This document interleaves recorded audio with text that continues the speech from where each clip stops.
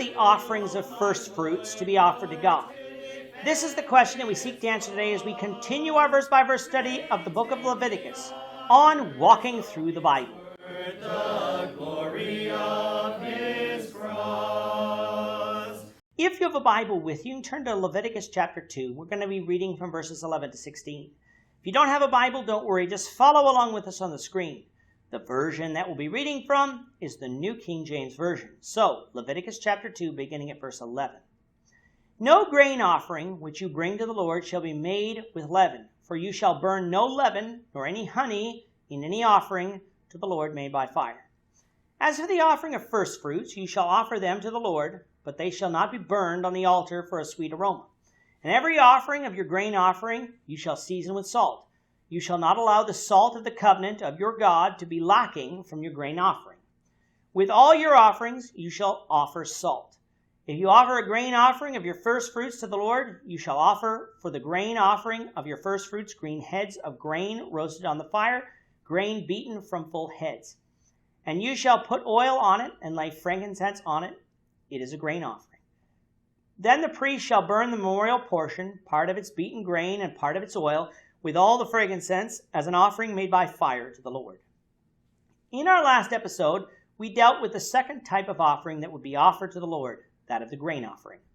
The grain offering was to be made of fine flour and could be prepared in numerous different ways, with each way having their own specific commands attached to them.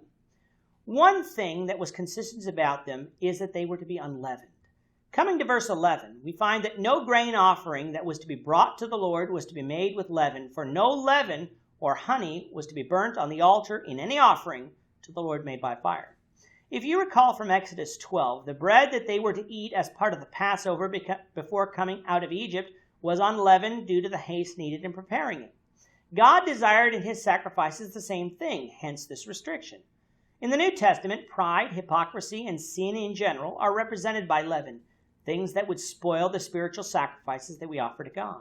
So both in the Old Testament with physical grain sacrifices burned on the altar, and in the New Testament with spiritual sacrifices, if they were acceptable to God, they would be without leaven. Honey was also to be prohibited from being burned on the altar. There are various reasons that are given by men as to why this was to be. We're going to be content, however, saying that since honey was commanded not to be burned on the altar, that it wasn't to be done. The reason is immaterial. All one needs to know is because God said so. Coming out of verse 12, we have the offerings of first fruits from the field. In our study of Exodus, we read in a couple places a reference to these sacrifices. One of those places was Exodus 34, verse 26, which said, "The first of your first fruits of your land you shall bring to the house of the Lord your God."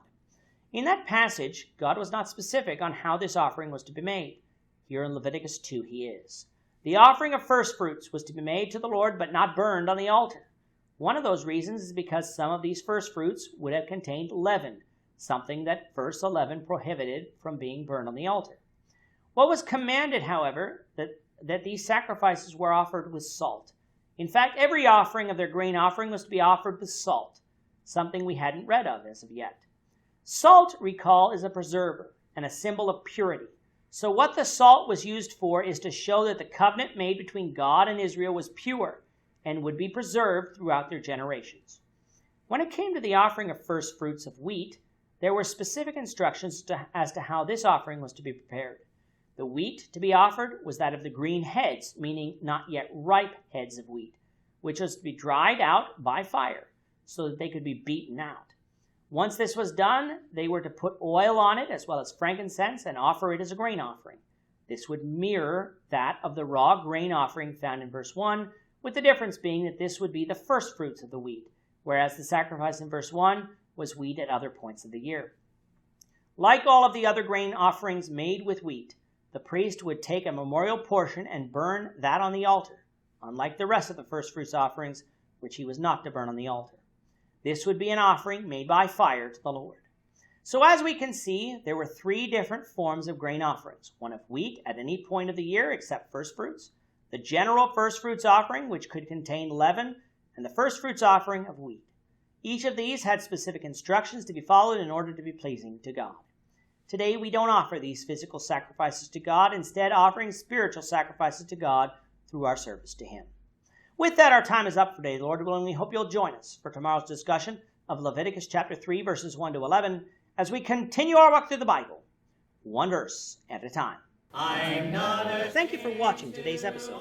We hope that you found it edifying and ask that you not only subscribe to our channel and podcast, but that you like and share this episode among your friends, so that the saving gospel of Jesus Christ can go out to the whole world.